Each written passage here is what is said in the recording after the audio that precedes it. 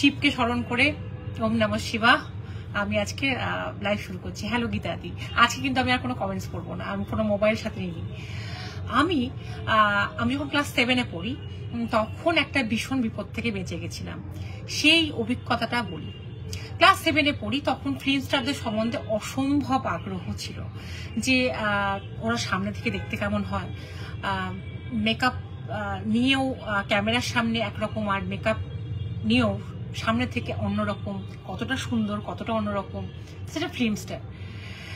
Class 7-এ যখন পড়ি তখন আমি যেখানে থাকি মুর্শিদাবাদ, অত্যন্ত গোলমেলে একটা জায়গা এবং অত্যন্ত অপছন্দের একটা আমার জায়গা। নিজের জায়গা বলি হয়তো এতদিন থাকতে পেরেছি, কিন্তু আমার পছন্দের জায়গা নয়, কারণ এতটাই রিমোট যে সেখান থেকে আমি কোনো কিছুই আমার মানে কোনো কাজে ঠিক ইচ্ছে মতন, তুমি যদি একটু তোমার ইচ্ছেগুলো যদি একটু সবার থেকে আলাদা হয়, তাহলে সেখান থেকে নিজেকে সম্ভব না তা না, কিন্তু নিজেকে প্রমাণ করাটা কঠিন। যাই হোক, সেই সময় আমি ক্লাস 7-এ যখন পড়ি, সেই সময় একটা প্রোগ্রাম হয়েছিল যেখানে পাপিয়া অধিকারী, চিরঞ্জিত, তারপরে আরো কিছু ফিল্ম স্টাররা এসেছিলেন। এখন তারা কতটা আমার পছন্দের তালিকায় সেটা বড় কথা না, ফিল্ম স্টার বলে কথা। তো তাই জন্য আমি খুব স্বাভাবিকভাবে বাড়িতে ভীষণ জোরাজুরি শুরু করলাম যে আমি এই প্রোগ্রামটা দেখতে যাব। এবং আমাকে প্রচন্ডভাবে, আমাকে জানি না কেন, মা ঈশ্বর রূপেই হয়তো সেদিন আটকে ছিলেন। আমার মা প্রচন্ড রকম ভাবে অশান্তি করে এবং আটকে দেয়। আমি এত অশান্তি করেছিলাম, আমি সাধারণত খুব একটা জেদ ছিল, কিন্তু জেদটা যে কোনো জায়গায় খাটাতাম না, খুব প্রয়োজন না হলে। কিন্তু সেবার আমার অশান্তিটা কিন্তু সত্যি সত্যি খুব বেশি করেছিলাম, কারণ চিরঞ্জিত আসছে, পাপিয়া অধিকারী আসছে, এরা কতটা আমার প্রিয় তা নয়, আমি সামনাসামনি বসে প্রোগ্রাম দেখবো, এরকম একটা ভীষণ একটা আগ্রহ ছিল। এবং তারপরের দিন যখন আমি স্কুলে যাই, খুব মন মেজাজ খারাপ নেই, কারণ আমার সবাই আমাকে জিজ্ঞেস করছিল যে তুই একটাই মেয়ে, টিকিট যতই বেশি দামের হোক না কেন তোর মা বাবা নিশ্চয়ই কিনে দেবে, তুই যা চাস তাই তো তোকে মা বাবা দেওয়ার চেষ্টা করে, তাহলে আমাকে পরের দিন নিশ্চয়ই জিজ্ঞেস করবে যে প্রোগ্রামটা কেমন দেখলি। কিন্তু আমি না সত্যি সত্যি কাচুমাচু মুখে স্কুলে গেছিলাম। আমার এখনো মনে আছে, স্কুল ব্যাগটা জাস্ট আমি বেঞ্চে নামাচ্ছি, শুনতে পেলাম যেটা, সেটা আজও আমি মনে করলে আমার হাড় হিম হয়ে যায়।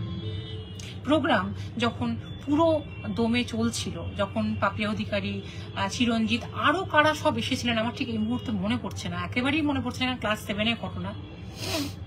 একদল লোক যারা ওখানে আগে থেকেই প্ল্যান করেছিল যে গোলমাল করবে, তারা জায়গাটাকে ঘিরে ফেলে। শুধু জায়গাটাকে ঘিরে ফেলে না, শুধু টাকা পয়সা গয়নাকাটি লুট করে না।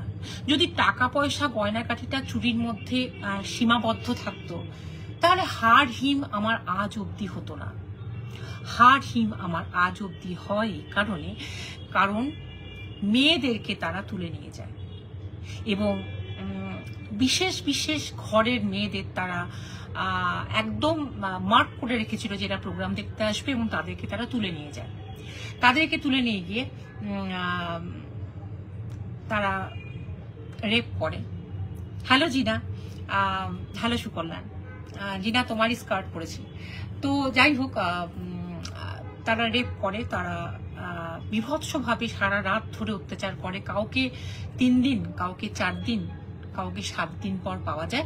হ্যাঁ, সেখানে কাউকে মেরে ফেলা হয়নি, বা জানি না, আমার ঠিক অতটা জানার মধ্যে, যেটা আমি জানি না সেটা বলবো না। প্রত্যেককেই পাওয়া গেছিল যেটুকু জানি, এবং এমন পাওয়া গেছিল যে তারা অক্ষত অবস্থায় নয়, তাদের শরীরের বিভিন্ন জায়গায় ক্ষতের চিহ্ন, মানে যে তারা যে দাঁত ফুটিয়েছে, খামচে দিয়েছে, কামড়ে দিয়েছে, আছড়ে দিয়েছে, রেপ তো করেছেই। মানে রেপ করতে গেলে যেটা হয় আর কি, মানুষের যেটা নৃশংস অনিচ্ছা সত্ত্বেও তার সঙ্গে জোর করে সম্পর্ক করার জন্য তার উপর যে জোর জবরদস্তি, প্রত্যেকটা চিহ্ন। এবং যাদেরকে তুলে নিয়ে গেছিল, আমি তো মনে করি তাদের তো কোনো দোষ ছিল না, কিন্তু তারা বহুদিন বাড়ি থেকে বেরোতে পারেনি, কারণ প্রত্যেকে জানতো যে কাদের কাদের বাড়ির মেয়েদের, কাদের কাদের বাড়ির বউকে তুলে নিয়ে যাওয়া হয়েছিল। সব থেকে বড় কথা হচ্ছে, যখন তাদেরকে এভাবে তুলে নিয়ে যাওয়া হয়েছিল, তাদের কি সাংঘাতিক মনের অবস্থা হয়েছিল এবং কি সাংঘাতিক ভয়াবহ একটা ট্রমা তাদের মানে কাটতে সময় লেগেছিল। মানে অনেকের তারা মেন্টালি তারা ডিস্টার্ব এতটাই হয়ে গেছিল যে তারা ডিপ্রেশনে চলে গেছিল। এতটা তখন বুঝতাম না, কারণ ক্লাস 7-এর একটা মেয়ে কতটুকু বুঝতে পারে। কিন্তু মা মাসির মধ্যে আলোচনা হতো যেটুকু কানে আসতো, এবং পরবর্তীকালে এবং বারবার তখন মা আমাকে এই কথাটা বলেছিল। বিশেষ করে আমাকে আরো বেশি এই কথাটা সম্বন্ধে জানানো হয়েছিল এই কারণে যে যেহেতু ওরা আমাকে না করেছিল, কারণ জায়গাটা খুব একটা সিকিউর জায়গা ছিল না, তো সেইখানে না করেছিল এবং আমি জেদ করেছিলাম, এবং আমি যদি যেতাম জোর করে তাহলে আমারও যে সেই পরিণতি হতো সেটা বোঝানোর জন্যই আমার মা আমাকে ঘটনাটা অনেকটা ডিটেলসে বলেছিল কি কি হয়েছিল। তবু আজকালকার আমরা মায়েরা ছেলেদের সঙ্গে, আমি বিশেষ করে আমার ছেলেদের সঙ্গে যতটা ফ্রেন্ডলি ততটা আমার মা কিন্তু ছিল না। ফ্রেন্ডলি ছিল কিন্তু সবকিছু, আমি মনে করি সবকিছু স্বাভাবিকভাবে বলাটা উচিত, বোঝানোটা উচিত। আমার মেয়ে থাকলে আমি তাই করতাম, ছেলেকেও তাই করি, 2 ছেলেকেই তাই করি। ছোটটা একেবারেই হাবাগোবা, কিছুই বোঝে না, বোঝাতে গেলেও বুঝতে পারে না। বড়টাকে সবকিছু বুঝিয়েছি আমি, কারণ সচেতন হওয়াটা দরকার। কিন্তু আমাদের সময় অতটা ছিল না। আমাদের সময় এটা তোর জন্য নয়, এই অ্যাডটা পড়বি না, এই মানে কোনো অনেক কিছু অ্যাড থাকতো বইয়ে, অনেক ম্যাগাজিন পড়িস না, অনেক এই সিনেমাটা তোর জন্য নয়। কিন্তু আমি মনে করি কৌতূহলটার যত বেশি তুমি জন্ম দেবে তত বেশি তার কৌতূহলটা বেড়ে যাবে, সে তত আজে বাজে ব্যাখ্যা সে শুনতে শুরু করবে তার বন্ধুদের কাছ থেকে। তাই কৌতূহল নিরসন করতে গেলে তার নিজের লোকই বলে দেওয়াটা ভালো যে ব্যাপারটা এর থেকে বাইরে কিছু নেই। তো তবু ওই ব্যাপারটা আমাকে মা যেটুকু বলেছিল, এবং আমরা এখনো পর্যন্ত কিছু কিছু নাম জানি যাদেরকে তুলে নিয়ে গিয়ে অকথ্য অত্যাচার করা হয়েছিল, এবং তাদেরকে তারপরে অনেকের মানে সংসার বেশ টলমল হয়েছিল, কারণ অনেকের মন তো সমান নয় যে তাদেরকে নেওয়া হবে কিনা, কিন্তু নিতে বাধ্য হয়েছিল সমাজের চাপে। কিন্তু সব থেকে বড় কথা, সেই দিন সেই রাতে তারা একটা আনন্দ করে অনুষ্ঠান দেখতে গেছিল। হয়তো অনেকের গায়ে গোটা মানে গা ভর্তি গয়না ছিল, বা কাউরি গায়ে গা ভর্তি গয়না ছিল না, শুধু সাজুগুজু করেই গেছিল একটা আনন্দ করতে, ফিল্ম স্টারদের দেখতে। কিন্তু সেই যে একটা চারদিকটা ঘিরে ধরে একটা অ্যাটাক করেছিল এবং তাদেরকে তুলে নিয়ে গেছিল বিভৎসভাবে, তাদের বাড়ির লোককে মারা হয়েছিল, মানে মেরে তাদের কাছ থেকে ছিনিয়ে নেওয়া হয়েছিল। সেই অভিজ্ঞতাটা, সেই ঘটনাটা যখনই মনে করি না, তখনও আজ অব্দি মনে হয় যে কোথাও গিয়ে ভগবান রূপী মা বাবা দিদা মাসি আমাকে আটকেছিল। তাই জন্যই বাড়ির বড়দের কথা অনেক সময় শুনতে হয়, অনেক সময় কেন আমি মনে করি সব সময় শুনতে হয়, কারণ তাদের মুখ দিয়ে বা তারা কখনো আমাদের অমঙ্গল চান না, তাদের মধ্যে দিয়ে আমরা আসল ঈশ্বরকে দর্শন করি, তাই না? এটা ছিল আমার প্রথম অভিজ্ঞতা। দ্বিতীয় অভিজ্ঞতা যেটা বলবো সেটা হচ্ছে একটা ভয়াবহ বন্যা। এই যে আমরা বিভিন্ন নিউজে দেখছি যে এখানে বৃষ্টি, এখানে জল জমছে, এখানে ওই হচ্ছে, এখানে ওই হচ্ছে। বন্যার অভিজ্ঞতা একদম প্রত্যক্ষ অভিজ্ঞতা আমি করেছিলাম। সেটা বিভৎস ছিল, কারণ আমি সেবার বন্যায় আজ থেকে ঠিক 24 বছর আগে, তখন আমার বয়স রীতিমতো কম ছিল, রীতিমতো। তো 2000 সালে, হ্যাঁ 2000 সালে সেপ্টেম্বরের 20 তারিখ বুধবার ছিল। আমার বাবারও সেদিন অফিস যাওয়ার কথা, আমার মারও সেদিন স্কুল যাওয়ার কথা। আর আমি যদি একা থাকতাম বাড়িতে, বা আমি যদি কোনো কারণে স্কুলে যেতাম, তাহলে বোধহয় আমি ওখানেই শেষ হয়ে যেতাম। মানে আমার নার্ভ এত স্ট্রং নয়। কিন্তু লাকিলি আমার বাবা সেদিন অফিস যায়নি, অত্যাধিক বৃষ্টি হচ্ছিল বলে। আমার মা সেদিন স্কুল যায়নি, কারণ মা কিন্তু স্কুলে যেতেন, কারণ যেহেতু আমার দিদার হেডমিস্ট্রেস এবং মা টিচার ছিলেন, একটা সিগনেচারের প্রয়োজন হয়, ছাত্রছাত্রী না আসতেই পারে। কিন্তু সেদিন কি কারণে ওরা স্কুলে যায়নি, ওরা বাড়িতেই ছিল, বলেছিল পরের দিন যাই হোক করে ম্যানেজ করে নেওয়া যাবে, এত বৃষ্টিতে যেতে পারছি না, এবং কেউই যায়নি। বাড়িতে মা বাবা আমি বাড়িতে আছি। দুপুরবেলায় আমার যে হাজবেন্ড, তার সঙ্গে আমার বহুদিন ধরেই আলাপ, মানে ছোট্ট বয়স থেকে। আমি যখন খুব ছোট, যখন ভালোবাসা কি বুঝিনি, তখন থেকে আমার সঙ্গে আমার হাজবেন্ডের আলাপ। এবং আমার হাজবেন্ডের আমাকে বহুদিন ধরেই পছন্দ ছিল, সেটা আমি প্রথমে বুঝিনি, কারণ তখন ভালোবাসা কি বোঝার মতো ক্ষমতা আমার সেই বয়সে ছিল না। তো আমার হাজবেন্ড কিন্তু আমাকে ফোন করেছিল যে তুমি কেমন আছো এই বৃষ্টিতে। আমি বলেছি যে আছি, ভালো আছি, বৃষ্টি এনজয় করছি। বৃষ্টি, আমি তখন বাচ্চা, বৃষ্টি বাচ্চা মানে কি একেবারে কচি নয়, কিন্তু ছেলে মানুষ। বৃষ্টি পড়ছে দেখছি, একটা সামনে পুকুর ছিল, পুকুরে বেশ বৃষ্টি পড়ছে, বারবার নৌকা তৈরি করে ছাদে ভাসাতে যাচ্ছি। হঠাৎ করে ফোনে কানেকশনটা কেটে গেল। তখন মোবাইল ছিল না, ফোনে কানেকশনটা কেটে গেল। তারপরে শুরু হলো দুপুরবেলায় আমরা খাওয়া দাওয়া করে যেই মাত্র শুয়েছি, দেখছি একটা ভীষণ মানে একটা ভীষণ জোরে বিভৎস একটা আওয়াজ হচ্ছে, মানে ভীষণ জোরে কিছু একটা আওয়াজ হচ্ছে। প্রথমে আমরা দিক বিদিক শূন্য হয়ে তাড়াতাড়ি করে তিনজনে বিছানা থেকে উঠে জানলা দিয়ে দেখলাম আমাদের বাড়ির সামনে একটা বিশাল বড় প্রাচীর ছিল, একটা বাড়ির বাউন্ডারি ওয়াল, সেটা মুহূর্তের মধ্যে জল এসে ভেঙে গেল, বা তাদের বাড়ি ভর্তি হয়ে গেল। এবং আমরা দোতলায় ছিলাম, ক্রমশ জলের স্তর বাড়তে দেখছি।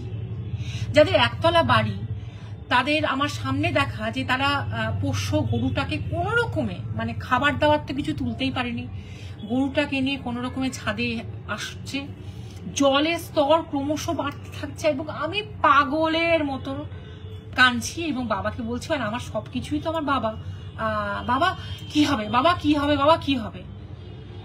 আর এত জলের স্তর, এত জলের স্রোত, এবং আমরা যে এলাকায় ছিলাম সে এলাকায় জল সব থেকে বেশি হয়েছিল। মানে আমার কাছে আমার জীবনের একটা বিভৎস ভয়াবহ অভিজ্ঞতা, জল বাড়তে দেখা চোখের সামনে। এবং যখন দোতলা মানে একদম মার্জিনে চলে এসেছে, তখন জলটা স্তরটা বাড়া কমলো, মানে জল যেটা লাইনটা ক্রমশ উপরের দিকে উঠছিল সেই বেড়ে যাওয়াটা কমলো। মানে জানলা দিয়ে আমরা পুরো হাত দিয়ে জল ছুঁতে পারছিলাম।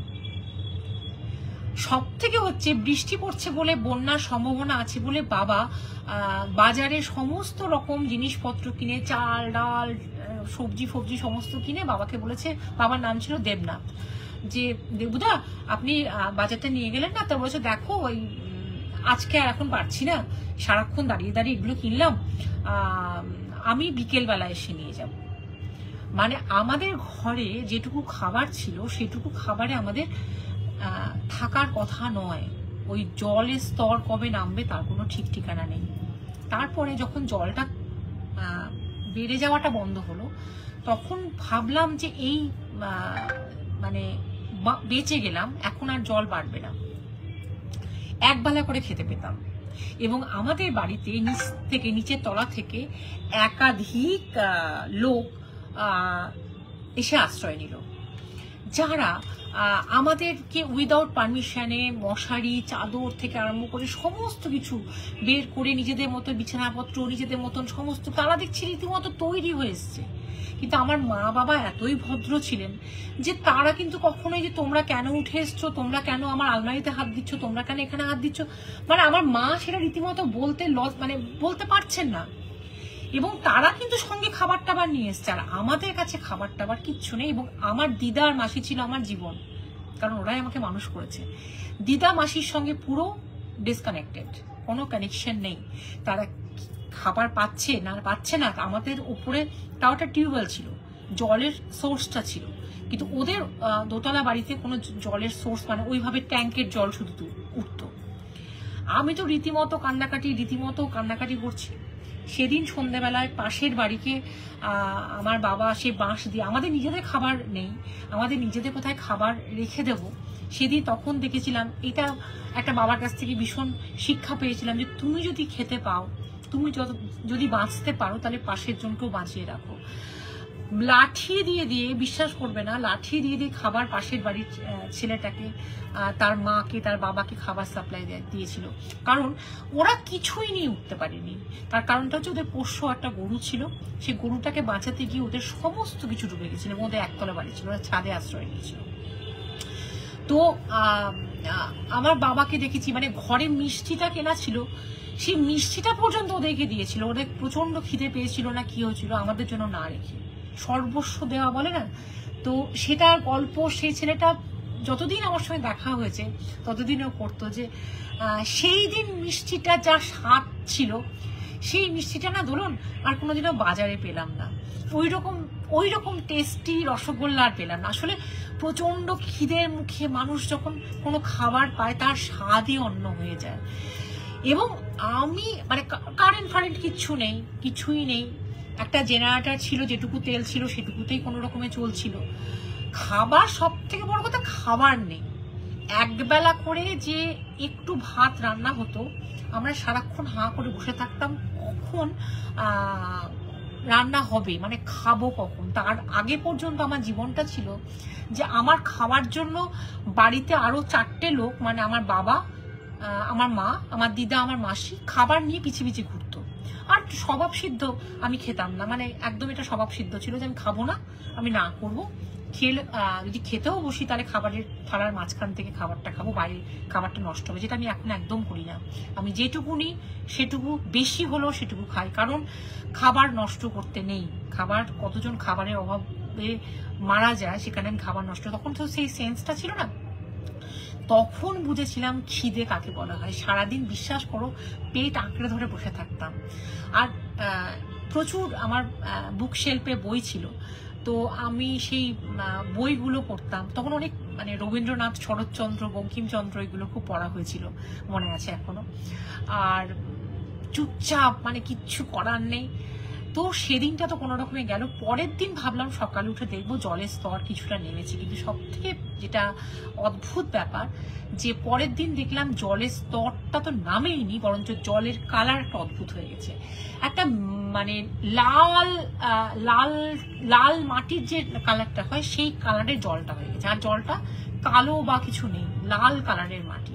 এবং কত প্রাণী যে মারা গেছে, তারা ভেসে যাচ্ছে। সব থেকে বড় কথা, জানলা দিয়ে আমরা সাপ দেখতাম, যে বিষধর সাপ ফনা তুলতে যাচ্ছে। মানে জানলা খুলবো, জানলা খুলে যেটু বসবো সেটুকু উপায় নেই, জানলা দিয়ে যে কোনো মুহূর্তে সাপ চলে আসবে। কারণ জানলায় তখন নেট ছিল না, জাস্ট এমনি গ্রিল ছিল, তো নেট ছিল না। তো কি করে জানবো যে বন্যা হবে? আমার একটা বন্ধু, সে শুনে আমার দিদার খোঁজ নিতে গেল, দিয়ে ওর যথারীতি আমার মানে ওই বিভৎস জলে সাঁতরে, মানে কিভাবে সাঁতরে গেল আমি জানি না। তার নাম জন। ও মাঝে মাঝে লাইভ দেখে। ও গিয়েছিল বোধহয় 3-4 দিন পর, গিয়ে বলেছিল যে সত্যি ওদের খাবার নেই। ওরাও আবার পাশের বাড়ি থেকে সাহায্য নিয়ে খাচ্ছে, এবং যেটুকু খাবার পাচ্ছে দিদান ম্যাক্সিমামটুকু আমার মাসিকে দিয়ে দিচ্ছে। আমার দিদানকে ও বোধহয় প্যাকেটে করে দুধের গুঁড়ো কি সব দিয়ে এসেছিল। আর মানে ভীষণ সাংঘাতিক মনের অবস্থায় যখন দিন কাটছে, ওই রকম জল যেখানে নামা যাচ্ছে না, কারণ জল আরো বেড়ে গেল হঠাৎ করে, এবং জলের যে ভিতরের স্রোত সেটা আরো বেড়ে গেল। তখন সবারই পক্ষে জাস্ট ইম্পসিবল সাঁতার কাটা। সেই সময় আমার কাছে একজন এসেছিল, যে আশাতে আমার মনে অনেক জোর বেড়েছিল। সেটা হচ্ছে আমার হাজবেন্ড। ও কি করে মানে সেই জীবনকে বাজি রেখে সাঁতরে এসেছিল আমার কাছে, এবং আমাকে বিয়ে করার ইচ্ছে ছিল সেই সময়। তো যাই হোক, আমার বাবাকে তো সন্তুষ্ট করতে হবে, তো খুশি করার জন্য পকেট ভর্তি সিগারেট নিয়ে এসেছিল। কারণ বাবা যে সিগারেট খেতে, মানে বাবা যে সাপ্লাই পাবে না ও জানতো, কিন্তু দুঃখের কথা সিগারেট সব ভিজে গেছিল। তো যাই হোক, আমার হাজবেন্ড যখন এসেছে তখন একটা ছেলে রীতিমতো অসুস্থ, কারণ একটা কি কামড়েছে, আর ওই যারা আমাদের সঙ্গে আশ্রয় নিয়েছিল তারা রীতিমতো ভেবেছে যে সাপে কামড়েছে। তো যাই হোক, তাকে কিছুটা হেল্প করলো। তো হেল্প করার পর ও আবার যথারীতি সাঁতার দিয়ে চলে গেল। আমার তো মানে ভীষণ একটা, তখন ওকে দেখে ভীষণ হিরো মনে হয়েছিল, এবং মনে হয়েছিল যে মানুষটা আমার জন্য বিপদে এইভাবে জীবন বাজি রেখে আসতে পারলো।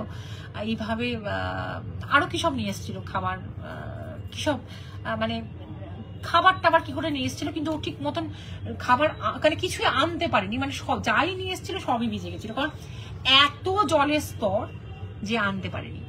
সব থেকে ভয়াবহ যেটা, সেটা হচ্ছে সেই সময় 3-4 দিন হয়ে গেছে, জল কোন রকম নামার কিছু নাম নেই।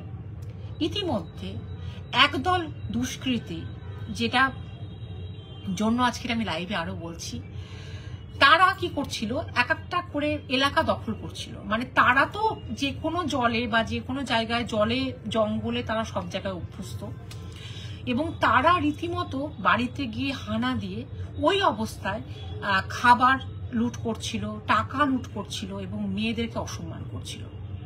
এইরকমই একটা গ্যাং একটা সন্ধেবেলা আমাদের পাড়া ঘিরে রাখে। মানে আমাদের পাড়ায় যতগুলো গাছ আমরা বুঝতেই পারিনি, প্রত্যেকটা গাছের ডগায়, মানে জলস্তর তো দোতলা পর্যন্ত, গাছে না বসলে তো হবে না, গাছের ওরা কখন যে এসে আশ্রয় নিচ্ছে। এখন অনেকগুলো লোক আসা যাওয়া করছে, সবসময় কি লোকে দেখছে যে কে আসছে কে না আসছে? ওরা মানে প্রত্যেকে ওরা চারিদিকটা ঘিরে ওরা বসে পড়েছে গাছের মধ্যে, যে সন্ধে নামলে সন্ধ্যের অন্ধকারে ওরা তো এসব কাজ করতে সিদ্ধহস্ত, তাই ওদের কাছে সন্ধ্যের অন্ধকারটাই হচ্ছে ওদের কাছে মেন সুবিধা, হাতিয়ার। এবং ওদের কাছে কোনো ব্যাপারই না যে জল কত বাড়লো কি না বাড়লো, মরলাম কি বাঁচলাম। এবং ওদের টার্গেট ছিল অল্প বয়সী মেয়েদেরকে অসম্মান করা। বিশ্বাস করো, যেদিন এরকম হলো আমরা তো প্রথমে বুঝতে পারিনি। যেই সন্ধ্যের অন্ধকার নামলো তখন হঠাৎ করে ওরা একটা বিভৎস রকমের আওয়াজ দিতে লাগলো, সংকেত দিতে লাগলো যে আমরা যেন প্রত্যেকে সচেতন হয়ে যাই। কারণ তখন তো জানে যে সেখানে কোনো পুলিশ নেই, কিছু নেই, বিভৎস জল টলমল টলমল করে বইছে একদম স্রোতের মতন। আমার মা পুরো লাইট, মানে যেটুকু আর কি ওই মোম জ্বলছিল সমস্ত বন্ধ করে দিল এবং আমাকে মানে ঘরের কোনায় কোনো রকমে চেপে ধরেছে, যে কোনো রকমও যেন, মানে মার ধারণা যে আমাকে আড়াল করলে ওরা জানলা দিতে দেখতে পাচ্ছে। কারণ আমাদের বাড়ির সামনে একটা বিশাল বড় নারকেল গাছ ছিল, তো নারকেল গাছ এখানে, এদিকে নারকেল গাছ, এই জানলার দিকে নারকেল গাছ, ওদিকে নারকেল গাছ, চারিদিক থেকে। আর ওরা সবাই জানে যে কোন বাড়িতে কে থাকে এবং ওরা টার্গেট করেই আসে যে কাদেরকে অ্যাটাক করবে।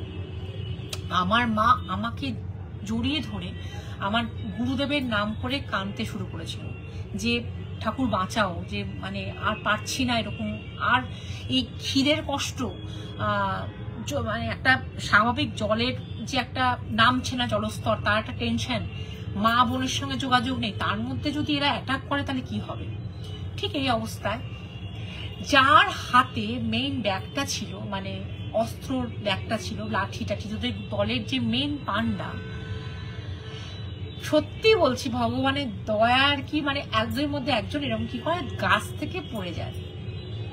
আর যেই ও গাছ থেকে পড়ে যায় ওই জলের মধ্যে, যতই ওরা জলের, মানে দেখো মানুষ সচেতন ভাবে জলে ঝাঁপ দেয় এক জিনিস, আর সচেতন যখন থাকে না তখন যখন জলে সে পড়ে যায় তখন অন্য জিনিস।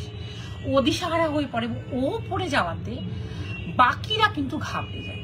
এবং সেই সময় আমাদের পাড়ার ছেলেরা প্রত্যেকে ছাদে লাঠি বটি যা কিছু ছিল রে রে রে রে করে, মানে ডাকাত পড়ার যে আমরা ছোটবেলায় গল্প পড়েছিলাম যে একটা ডাকাত মানে আক্রমণ করতো, কিভাবে আমরা আওয়াজ হতো, মুখ দিয়ে আওয়াজ করতো, প্রত্যেকটা জিনিস। একটা জিনিস দেখায়, না দেখি পাচ্ছি না, এই যে আমার সঙ্গী গোল্ডি বাবা শুয়ে আছে। মা গোল্ডি তাকাও, তাকাও, হ্যালো করে দাও, হ্যালো করে দাও, হ্যালো করে দাও, তো হ্যালো কই দাও, হ্যালো কই দাও। হ্যাঁ, এই যে আমার সঙ্গী, আমার সঙ্গে আমার লাইভে আছে। তো যাই হোক, যেটা বলছিলাম, ওরা একজন পড়ে যাওয়াতে ওরা কিন্তু ঘাবড়ে যায়, এবং ওরা ঘাবড়ে যাওয়াতে আমাদের পাড়ার ছেলেরা বেশি অ্যাক্টিভ হয়ে যায়। মানে ওরা সুযোগটা নেয় যে ওরা যখন ঘাবড়ে গেছে, তাহলে এখন দেখো প্রত্যেকেই তার মা বোন বা বাড়ির বউ, বা আমার নাই কোনো দাদা ছিল না, আমার শুধু বাবা ছিল, বাবা যা কিছু পেয়েছে সেই নিয়ে চিৎকার করেছে, আয় তো দেখি আয় আয় করছে। আমি ভাবছি বাড়ির মেয়েদেরকে বাঁচাতে গেলে বাড়ির ছেলেদের কিন্তু ম্যাক্সিমাম বিপদ হয়। তো আমি বাবাকে বলছি, বাবা তুমি যেও না, বলছি। আবার এটাও ভাবছি যে যদি বাবা চিৎকার করাতে ওরা ভয় পায়, বাবা বিভৎস চিৎকার করতে, বাবা হাতে বিশাল টর্চ ছিল, মানে বাবার এটা অভ্যেস ছিল খুব জোরালো টর্চ রাখার, কারণ বাবা তো জেল ডিপার্টমেন্টে ছিল, বাবা জানতো যে কোন টর্চের আলো কতটা দূরে যায়। বাবা সবসময় নিজের কাছে খুব ভালো কোম্পানি, বাবা যেখানে যে যেত তাকে বলতো ভালো টর্চ কিনে নিয়ে এসো আমার জন্য। তো কোনো টাকা পয়সার কমতি রাখতো না। তো ওই টর্চ নিয়ে ওদেরকে সেই চারদিকে এরকম করে ফোকাস করছে, ফোকাস লাইটের মতো। তো ওরা যাই হোক, ওরা সেদিনকার রাতের মতো তোরা ফেলিওর হয়ে চলে যায়। এবং তারপরের দিন আমার সেই সময় বহরমপুরে যে ডিএসপি ছিল, আসলে আমার অল্প বয়স থেকেই অসম বয়সী বন্ধু খুব বেশি। মানে আমার যেমন বাচ্চা বন্ধু তেমনি নিজের বয়সী বন্ধু তো আছেই। এছাড়া আমার থেকে বয়সে বড় এমন মানুষ যারা আমার থেকে অনেক হয়তো তাদের ডেজিগনেশন হয়তো অনেক তারা হাই লেভেলে, তারা প্রত্যেকে কি বলবো সেটেল, তারা প্রত্যেকে নিজের নিজের জায়গায় তারা ভালোভাবে প্রতিষ্ঠিত। সেই সব লোকেদেরকেও আমার বন্ধু ছিল সেই সময়। তো ওই ডিএসপি বন্ধুটা যাই হোক আমার খুব হেল্প করেছিল। পরের দিন ওদেরকে ফোর্স নিয়ে এসেছিল এবং শুনেছিল যখন যে আমাদের পাড়া অ্যাটাক করেছে। তো কিভাবে, ওদের তো পুলিশদের অনেক রকম ব্যবস্থা থাকে, ওরা নিয়ে এসে আমাদেরকে অ্যাসিওর করেছিল যে না আর কোনোদিনও সন্ধ্যেবেলায় অন্তত এরভাবে অ্যাটাক করবে না, তুমি নিশ্চিন্ত থাকো। আমি তো রীতিমতো হাওয়া হাওয়া করে কাঁদছি। তো ও আমাদেরকে অ্যাসিওর করে চলে গেল। আমার থেকে অনেক বড় ছিল বয়সে, হয়তো কেন আমি জানতাম ওর আমাকে মনে মনে পছন্দ, এবং ওর একটা টার্গেট ছিল যে আমি আর একটু আমার বয়স বাড়লে হয়তো বাড়িতে প্রপোজাল দেবে, এরকম একটা ব্যাপার ছিল। কিন্তু আমার তোকে পছন্দ ছিল না, কারণ আমার তো অলরেডি তখন আমি মনে মনে, আমার বিয়ের কোনো লক্ষ্য ছিল না। আমার তখন একটাই লক্ষ্য যে আমি মানে টিভিতে কাজ করব, রেডিওতে কাজ করব, বা এই শ্রুতি নাটক, অডিও স্টোরি তখন তো অতটা জানতাম না, শ্রুতি নাটক আমার খুব ভালো লাগতো। এই একটু অন্যরকম হাটকে কাজ করব, আমার তখন বিয়ের কোনো ব্যাপারই ছিল না। তো ও চলে যাওয়ার পর আবার আমার হাজবেন্ড একদিন এলো, যে সাঁতরে এলো, যে তুমি কেমন আছো, আমি শুনলাম তোমাদের এরকম বিপদ হয়েছে, কোনো চিন্তা করো না, আমরা এবার থেকে আমাদের পাড়ার ছেলেরাও এই পাড়ায় সচেতন থাকবে, তুমি নিশ্চিন্তে ঘুমিয়েও, খাওয়া দাওয়া করো, অনেক বললো। যাই হোক, জল স্তর নামতে অনেক দিন সময় লেগেছিল, প্রায় 10 থেকে 12 দিন। 10 থেকে 12 দিন পর যেদিন প্রথম সূর্য উঠলো, বিশ্বাস করবে না, তখন জলস্তর নেমেছে, জল কিন্তু আছে। সূর্যের আলো যেদিন জলে পড়লো, সেই সূর্যের আলোর যে রিফ্লেকশন, সেটা যখন আমাদের সিলিং এ পড়ছে, প্রত্যেকটা বাড়ি থেকে সেই মানে হাততালি, আর প্রত্যেকে উল্লাস, মানে কি আনন্দ যে না জলটা এবার সময় এসেছে, জল নামবে। সেই সূর্য দেবতাকে আমার প্রণাম করা, তারপরে পরে অনেক বছর পরে অবশ্য সেটা আমি ওই যে সূর্য একটা পুজো হয় না, কি বলে যেন, কি একটা পুজো হয় না, কি বলে ওটাকে, ছট পুজোয় আমি পুজো পাঠিয়েছিলাম। তারপরে যাই হোক, সূর্যকে অনেক প্রার্থনা করেছিলাম, বাবা তুমি থাকো, তা নাহলে এইরকম অবস্থা। জল যখন পুরোপুরি নেমে গেল, সেদিন প্রচন্ড তখন গন্ধ শুরু হলো, চারিদিকে পচা আবর্জনা গন্ধ, অসম্ভব পোকামাকড়ের উৎপাত, অসম্ভব গন্ধ, মানে টিকে থাকা দায়। কিন্তু তাও এত গন্ধ, মানে কল্পনারও বাইরে, এত অসুখ হচ্ছে লোকের। তখন আবার আরেকটা ভয় যে কি করে নিজেকে সেফ রাখবো, কি পোকা কামড়াবে, কি কামড়াবে না কামড়াবে। ওই অবস্থায় কোনো রকমে তখন অল্প অল্প জল দিদামাসির বাড়িতে গেলাম। দিদামাসি তো জড়িয়ে ধরে কাঁদতে শুরু করলো, কারণ এতদিন যোগাযোগ ছিল না, আমি ছিলাম ওদের নয়নের মণি। তো তখন শুনলাম যে ওরা খেতে পায়নি, যখন হেলিকপ্টার যাচ্ছিল দিদার নাকি সেই কাপড় দিয়ে কোনো রকম এরকম করে ফ্ল্যাগের মতো করে নাড়িয়েছে, হেলিকপ্টার লক্ষ্য করেনি, খেতে দেয়নি, পাশের বাড়ি থেকে কোনো রকমের খাবার চেয়ে। দিদার জীবনে কখনো কাউরির কাছে কিছু চায়নি, কিন্তু সেই সময় মান সম্মানের ঊর্ধ্বে গিয়ে বলেছিল আমাকে খেতে দিও না, আমার মেয়েটাকে খেতে দাও। কারণ আমার মাসি যেহেতু সুগারের পেশেন্ট ছিল, তো মাসি না খেলে যে সুগার ফল করবে, মাসি মারা যাবে, সেটা জানতো আমার দিদা। তো সব মিলিয়ে যে সে কি ভয়াবহ অভিজ্ঞতা। তারপরে বহুদিন ওই যে জল ঢোকার যেটা স্মৃতি, জল যে আমাদের বাড়িতে জল যে ঢুকেছিল, জল যে আমাদের দোতলা পর্যন্ত এসে গেছিল। তারপরে যখন সিনেমায় যেতাম, মানে নর্মাল জীবনে যখন আমরা এলাম, যখন সিনেমা হলে গেলাম, সিনেমা হলে যাওয়ার পর আমার মনে আছে প্রথম যেদিন সিনেমা হলে গেলাম, সিনেমা হলগুলো সমস্ত চালু হলো, সব ঠিক হলো। সিনেমা হল, আমি তো সিনেমা হলে গিয়ে দেখতে চিরদিনই খুব ভালোবাসি। আমার না বাইরে থেকে একটা করে চিৎকার হচ্ছে, আমার বারবার মনে হচ্ছে বোধহয় জল ঢুকছে। জল ঢোকার কোনো প্রশ্নই নেই।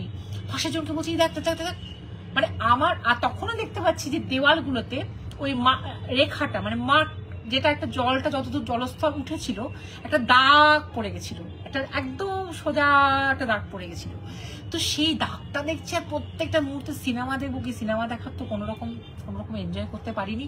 শুধু মনে হচ্ছিল যে বোধহয় বন্যার জল ঢুকবে, বন্যার জল ঢুকবে। সেই চিৎকারটা, যে বন্যার জল ঢোকার যে একটা বিভৎস আওয়াজ, সেই চিৎকারটা আমার বহুদিন কানে লেগেছিল এবং বহুদিন সেই ট্রমা থেকে বেরোনো মানে আমার কঠিন হয়ে গেছিল। কারণ সত্যি কথা বলতে কি, খাবার মূল্য, খিদের যন্ত্রণা, ক্ষুধার কষ্ট, মানে খিদের যে পেটের জ্বালা, খাবারের মূল্য কি, এবং মানুষের জীবন যে কতটা অনিশ্চয়তায় আমরা থাকি, যে কোনো মুহূর্তে যা খুশি হতে পারে। সব থেকে সাংঘাতিক ব্যাপার, সেই সময় যদি কোনো কারণে বাবা অফিস যেত আর মা যদি স্কুলে যেত, তাহলে আমি পুরো একা হয়ে যেতাম।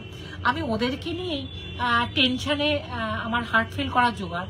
ওরা না থাকলে আমাকে কেউ খেতে দেওয়া ছিল না, আমি পুরো শেষ হয়ে যেতাম। বা ওই আমি খেতে পারলেও আমি হয়তো বাঁচতাম না, কেঁদেই শেষ হয়ে যেতাম যে বাবা বেঁচে আছে কিনা, মা বেঁচে আছে কিনা। তো যাই হোক, সেই একটা অভিজ্ঞতা আমার সারা জীবন মনে থাকে। এবং সেই সময় আমার হাজব্যান্ড আমাকে যেভাবে সাহায্য করেছিল, যেভাবে আমাদের পরিবারের পাশে দাঁড়িয়েছিল, খোঁজ নিয়েছিল, সেটা পরবর্তীকালে কাজ দিয়েছিল। কারণ সেই সময়টা ভুলতে পারিনি। এটা ছিল আমার বন্যার ভয়াবহ অভিজ্ঞতা। কিন্তু আমি আর একটু ভালো করে বলতে পারতাম, কিন্তু আমার সবসময় মনে হচ্ছে ইন্টারনেট কানেকশন চলে যাবে। তাই আর একটা গল্প ছোট্ট করে বলে আজকের মতো লাইভ শেষ করবো। কারণ জানো তো, আমার প্রত্যেকটা মুহূর্তে মনে হচ্ছে লাইফটা যেন কেটে না যায়, আর যেন এটার কোনো অসুবিধা না হয়। একটা যেহেতু আমার হাজব্যান্ড ডক্টর, বহু মেডিকেল রিপ্রেজেন্টেটিভের সঙ্গে আমার আলাপ, বহু মানুষ আমাদের কাছে আসেন এবং বহু মানুষের সঙ্গে আলাপ পরিচয় হওয়ার সুযোগ পাই এবং তাদের জীবনের গল্প শোনার সুযোগ পাই। এরকমই একজন মেডিকেল রিপ্রেজেন্টেটিভ, যিনি বহুদিন বহরমপুরে কাজ করেছিলেন, কিন্তু এখন উনি বহরমপুরে নেই। উনি এখন কোথায় আছেন তাও আমি জানি না। উনি একটা অভিজ্ঞতার কথা বলেছিলেন, ওনার অভিজ্ঞতা না, ওনার বন্ধুর অভিজ্ঞতা। ওনার বন্ধু, উনি মেডিকেল রিপ্রেজেন্টেটিভ ছিলেন, একই প্রফেশনে ছিলেন। তা সেই ছেলেটার নাম ছিল সুকল্যাণ, যে ছেলেটার গল্প করেছিলেন, মানে যে গল্প বলছে সে নয়, যার বন্ধু অভিজ্ঞতার গল্পটা আমাকে করেছিল, সেই বন্ধুটার নাম ছিল সুকল্যাণ। তাকে আমি কখনো চোখেও দেখিনি। তো সুকল্যাণ একটা খুব ইন্টেরিয়ারে কাজ করতো, যেখানে অনেক সুযোগ সুবিধা কম ছিল, বাস সংখ্যা কম ছিল। ও বাসে করেই যাতায়াত করতো এবং ডক্টরদের ভিজিট করতো। একটা চায়ের দোকানে, নির্দিষ্ট চায়ের দোকানে চা খেত এবং লাস্ট বাসটায় ধরে আবারও যেখানে ওর বাড়ি সেখানে, বা হেডকোয়ার্টার হতে পারে, সেখানে ফিরে আসতো। তো লাস্ট বাসটা বোধহয় রাত 7:30টার সময়, সন্ধ্যা 7:30টার সময় আসতো। তার আগে এক কাপ চা কিন্তু সুকল্যাণ প্রতিদিনই খেত এবং এটা একটা অভ্যেসে দাঁড়িয়েছিল। এবং বাস বেশি ছিল না, ফ্রিকুয়েন্টলি বাস আসতো না। তা সেদিন ঝিরঝির বৃষ্টি পড়ছে, সুকল্যাণ চা খাচ্ছে।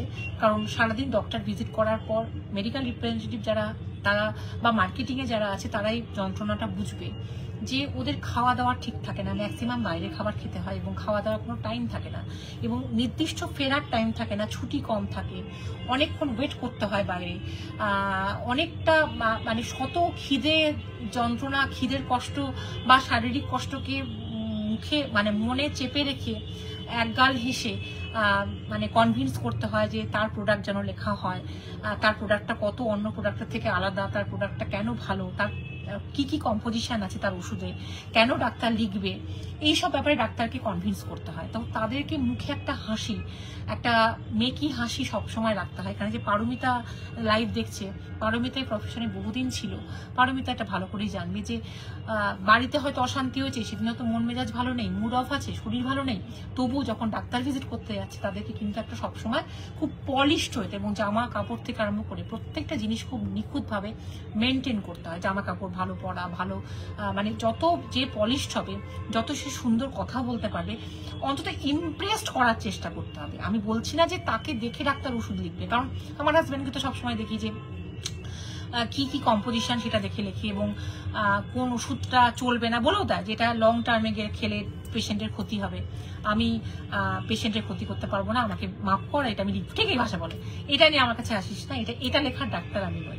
কিন্তু তবু অ্যাপ্রোচ করার একটা মানে একটা ভঙ্গিমা আছে, তার জন্য তাদেরকে পলিশ থাকতে হয় এই প্রফেশনে বিশেষ করে। তো সেই ছেলেটা যথারীতি ওরকম খুব খিদে পেয়েছে, সারাদিন বাইরে কাজ করেছে, ওখানে চা খাচ্ছে, চা খেতে খেতে দেখছে একটা খুব সুন্দর দেখতে মেয়ে, একটা হোয়াইট ড্রেসে, মানে হোয়াইট একটা ঠিক গাউন নয়, একটা মিডি ফ্রক টাইপের পরে দাঁড়িয়ে আছে গাছের তলায়। বারবার চোখ যাচ্ছে, কারণ অল্প বয়সী ছেলে, সারাদিন ক্লান্ত, বেশ বিদ্যুৎ চমকাচ্ছে, ঝিরিঝিরি বৃষ্টি পড়ছে এবং ঠান্ডা ঠান্ডা হাওয়া গায়ে এসে পড়ছে, তার সঙ্গে চায়ের পেয়ালায় যখন চুমুক দিচ্ছে, তখন যদি সুন্দর মেয়ে সামনে এসে দাঁড়ায়, তাহলে কোন ছেলের মনে না বসন্ত জাগে? সেটা যে সময় হোক না কেন, বসন্ত আসবে। তো ছেলেটা বারবার দেখছে মেয়েটাকে, খুব সুন্দর দেখতে। তো ছেলেটা বাসে যখন বাসটা চাটা খেতে, সেদিন ওর চাটা যে কখনো হাতে নিয়ে ঠান্ডা হয়ে গেছে বুঝতেও পারেনি, এবং অন্যদিন মনে হয় বাস কতক্ষণে আসবে, আজকে কিন্তু বাস মনে হয় যেন তাড়াতাড়ি চলে এসেছে, কারণ মেয়েটাকে অপলক দৃষ্টিতে ছেলেটাও দেখছিল এবং ছেলেটাও তাকিয়েছিল, এই মেয়েটাও তাকিয়েছিল। যখন ছেলেটা বাসে উঠতে যাচ্ছে, হঠাৎ করে মেয়েটা ইশারায় ডাকে, এবং ওই ছেলেটা না বিশ্বাস করতে পারছে না যে আমি যতক্ষণ মেয়েটাকে দেখছিলাম, তো সেই মেয়েটিই আমাকে ডাকছে। তো অনেকবার এদিক ওদিক তাকিয়ে বলে, এরকম করে, তখন বলে হ্যাঁ আপনি। তা বলে আমার আপনি কাজ করে দেবেন, আপনি কোথায় যাচ্ছেন? তা বলে আমি ওখানে যাচ্ছি।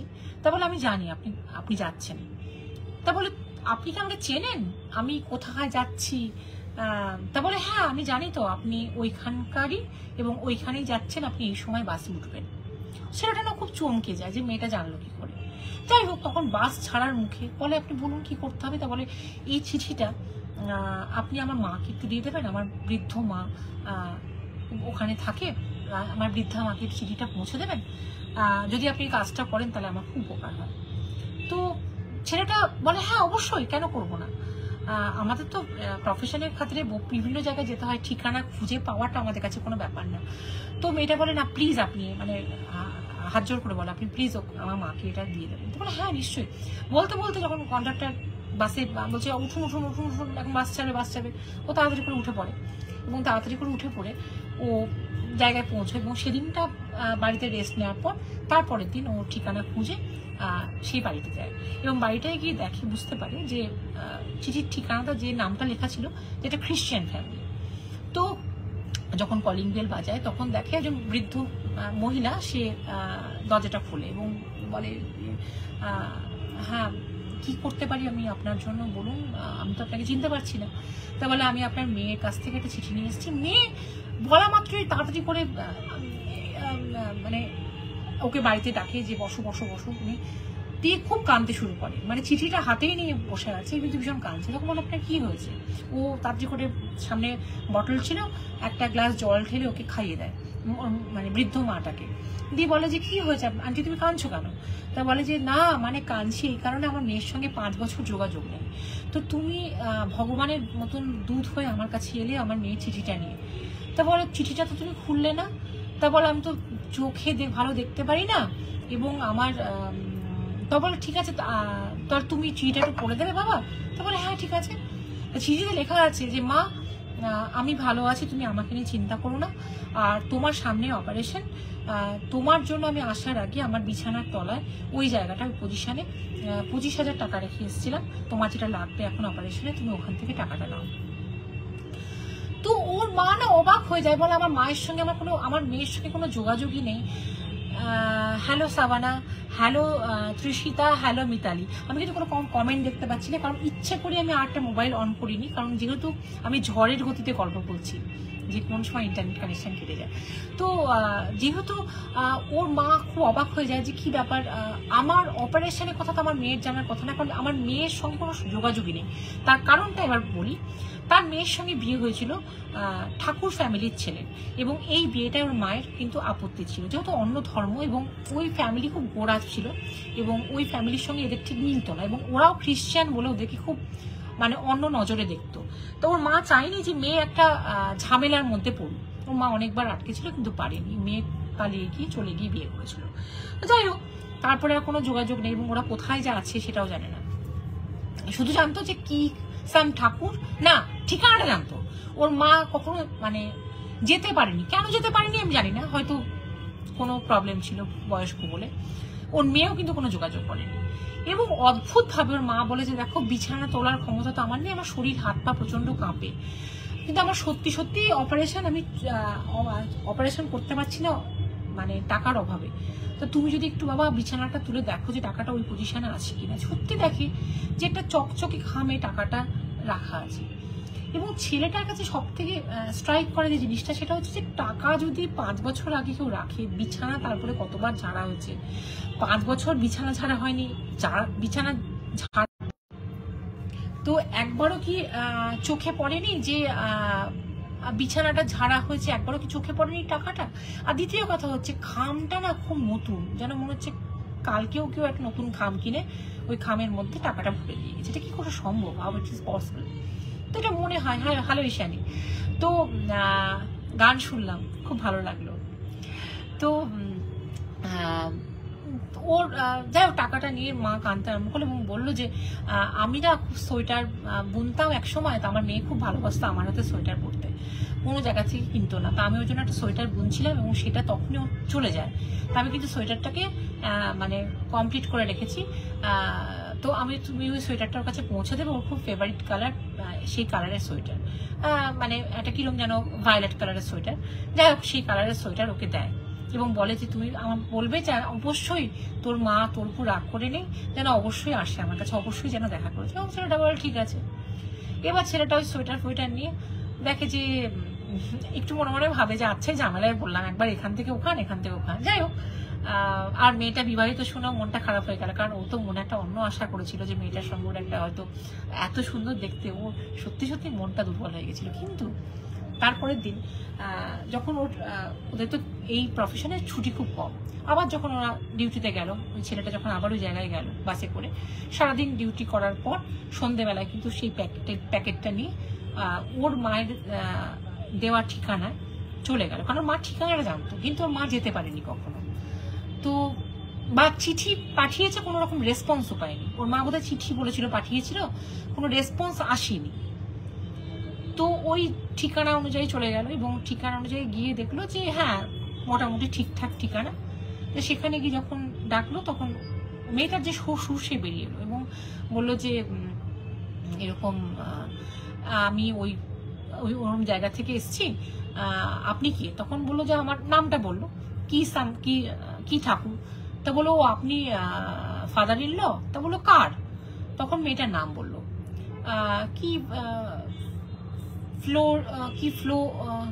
কি ফ্লোরা না কি একটা নাম ছিল মেয়েটার। তো নামটা বললো, তখন বললো যে ওরা যেন না চেনার ভান করলো প্রথমে, তারপরে বললো কেন?